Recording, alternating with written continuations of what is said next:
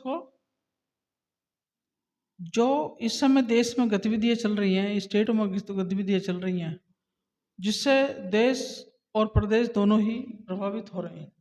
ऐसी घटना को लेकर के हमारे साथ नागालैंड पोस्ट के वरिष्ठ संवाददाता रहे सुशील कुमार जी मौजूद हैं। और नागालैंड में ही एक ऐसी घटना घटी है, कल 13 लोगों को असम राइफल्स के जवानों ने मार डाला। वो वहाँ के सिविलियन हैं और वो ऐसा क्यों करते हैं, और इनका भी वहाँ पे जो है नागालैंड में 30 साल का अनुभव रहा है। आइए उनसे जान लेते हैं। सुशील कुमार जी, आपका बहुत बहुत स्वागत है। और बताइए इस बारे में कि वहाँ पे जो असम राइफल के जवान, तो वहाँ के जो लोग हैं, लोकल हैं, लेबर है, उन पर क्यों गोलियां चला रही है? क्या ऐसी बात है, बताइए। ये हमारे लिए भी एक बहुत ही सरप्राइज का विषय रहा कि अचानक ही बगैर किसी कारण के वहाँ पर लेबर के ऊपर, जो लेबर कोयले की खदान से काम करके अपने शाम के टाइम की राशन खरीद के, एक बाजार से राशन खरीद के वापस लौट रहा था, उनको एम्बुश करके असम राइफल की एक टुकड़ी ने, पारा कमांडोज जो असम की तरफ से आए थे, उन्होंने आके गोलीबारी की, जिसमें करीब 14 निहत्थे गांव वाले, उनकी मृत्यु हो गई।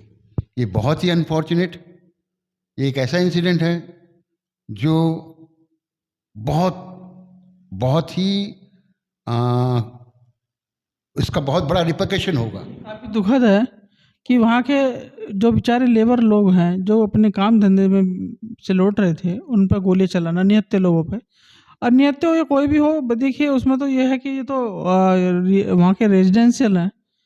अगर आतंकवादी होते तो अलग बात थी। ये रेजिडेंस लोग हैं, ऐसा है, या न आतंकवादी थे? नहीं, हमारी रिपोर्ट के अनुसार ये जो गांव है उटिंग में, जहाँ पर ये इंसिडेंट हुआ है, उसके आसपास से ये कोयले की जो खदान है, कोयले की खदान से काम करके वापस लौट रहे थे। उसमें से कुछ लोग डेली वेजेस लेबर हैं और उन्होंने शाम के टाइम अपनी सब्जी उब्जी कुछ खरीदी बाज़ार से, लोकल बाज़ार से, और वापस आ रहे थे। ये जो लोग हैं, ये इनका आतंकवाद से कोई लेना देना नहीं है, ये कंफर्म है। तो वहाँ जो है आतंकवादियों को रोकने के लिए असम राइफल्स के जवान है, और सिविलियन को कमांड करने के लिए लोकल पुलिस भी होगी। तो वहाँ पे पुलिस का काम तो ये जो असम राइफल्स के जवान करते हैं क्या? असम राइफल की स्थापना, इनको बोला जाता है friends of the hills people. ये एक स्लोगन है कि पहाड़ों के दोस्त। लेकिन बहुत साल वहाँ रहने के बाद इनकी अंदर की गतिविधियाँ कुछ ऐसी हो गई है कि लोकल पुलिस, एक्चुअली ये लोकल पुलिस का साथ में मिलके काम भी करते हैं, लेकिन बहुत सारी चीज़ें जिसमें स्मगलिंग हो गया या इसमें दूसरे एंटी ऐसी एक्टिविटीज़, उसमें असम राइफल का इन्वॉल्वमेंट बहुत ज़्यादा हो गया है।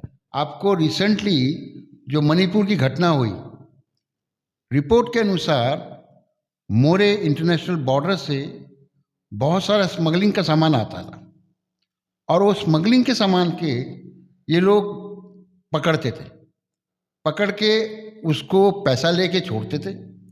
हम तो ये चाहेंगे गवर्नमेंट ऑफ इंडिया से कि जो कोई भी वहाँ पर ऑफिसर पोस्टिंग हुआ है पहले, उसकी संपत्ति की जांच हो, ताकि ये पता लगे कि बॉर्डर में जाने के बाद में ये लोग किस तरीके से करप्शन कर रहे हैं। बहुत बड़े लेवल में काम हो रहा है। ये यहाँ से जो दिल्ली से पोस्टिंग जाती है, वो पोस्टिंग किस बेस पे हो रही है? क्यों असम राइफल को सिविल की जो ड्यूटीज है वो सौंपी जा रही है? मतलब जो सरकार को, जो सिविलियन वहाँ सिविल पुलिस है, उसकी ड्यूटी को असम राइफल्स के जवानों को सौंप दिया जाता है, जबकि उनका इस कार्य से कोई लेना देना नहीं होता, कहीं भी हो उनका तो बॉर्डर सुरक्षा से संबंध होगा, लेकिन वो फिर भी उनके अंदर जो इन्वॉल्व होते हैं पुलिस से साठ-गांठ करके, तो ऐसे में तो भारत सरकार को संज्ञान लेना चाहिए, या ऐसा आपका कहना है? हमको डाउट लगता है कि कहीं दिल्ली से कुछ ऑफिशियल इस तरीके की पॉलिसी बना के कहीं अपना आर्थिक ये आर्थिक इनकम तो नहीं साध रहे, ऐसा लग रहा है। आज की जो घटना थी, अभी ये जो असम राइफल की टुकड़ी आई थी, ये आई थी आपके असम से, ओटिंग से निमनागर बॉर्डर जो पड़ता है असम नागालैंड का, करीब 8 किलोमीटर 18 किलोमीटर का रास्ता है।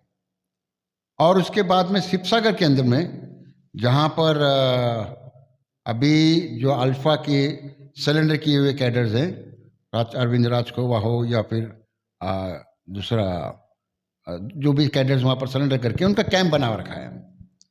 तो ऐसा क्या कॉन्स्पिरेसी हुई जिसके कारण में ये आतंकवादियों की मूवमेंट सबकी जानकारी में, जबकि गवर्नमेंट ऑफ इंडिया ऑलरेडी यहाँ पर एक्टिविटीज चल रही थी कि भाई पीस टॉक्स या सरेंडर करने की प्रक्रिया। ऐसे टाइम में असम राइफल ने जाके सिविलियंस के ऊपर में एम्बुश कर देना, ये बहुत निंदनीय है।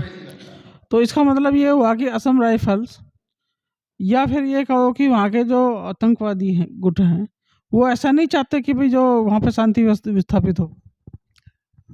अब क्या हुआ कि लेटेस्ट रिपोर्ट के अनुसार यहाँ पर खपलांग ग्रुप के साथ में हथियार लेट डाउन करने की बात हुई थी। तो हथियार लेट डाउन करने की बात होने के बाद में ये इंफॉर्मेशन वहाँ गई और कुछ ग्रुप है।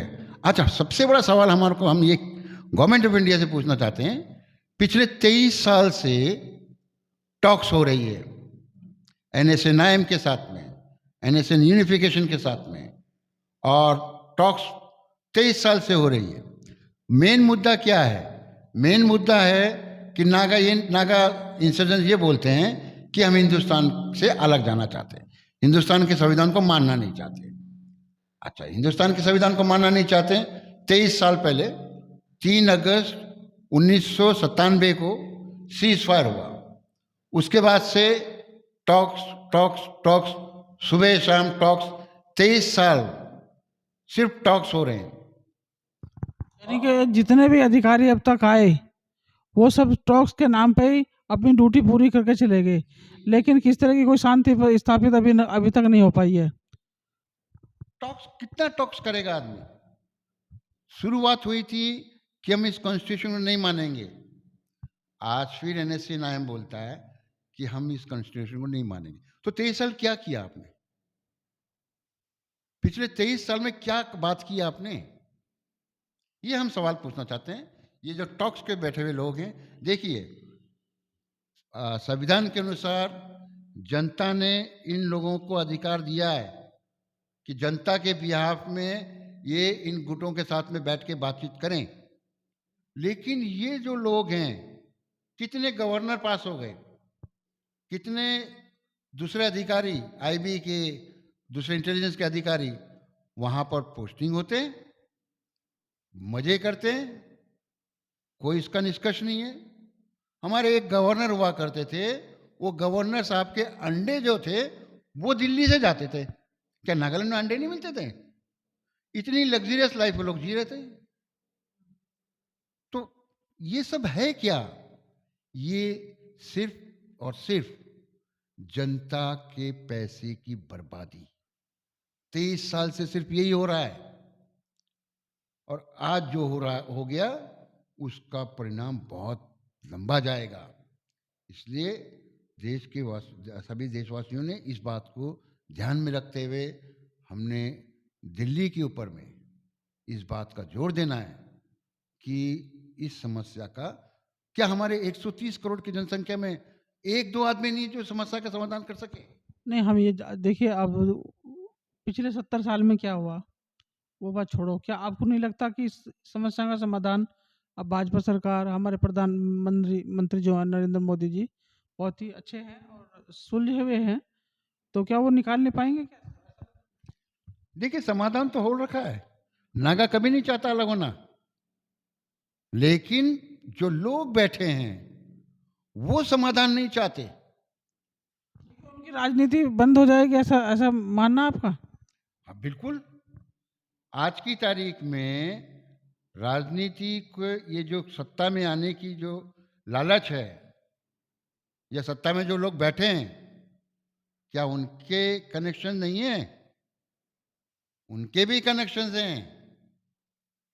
हमने कई जगह देखा इस चीज को। वो नहीं चाहते कि सॉल्यूशन आ जाए, आम जनता को बेवकूफ बनाया जा रहा है, आम जनता पीस रही है। सबसे इंपॉर्टेंट फैक्टर जो है वो ये है कि करप्शन प्रैक्टिस करने के लिए सत्ता में बैठे लोग इनको पाल रहे हैं। ये हमारा स्टेटमेंट बहुत स्ट्रांग हो सकता है।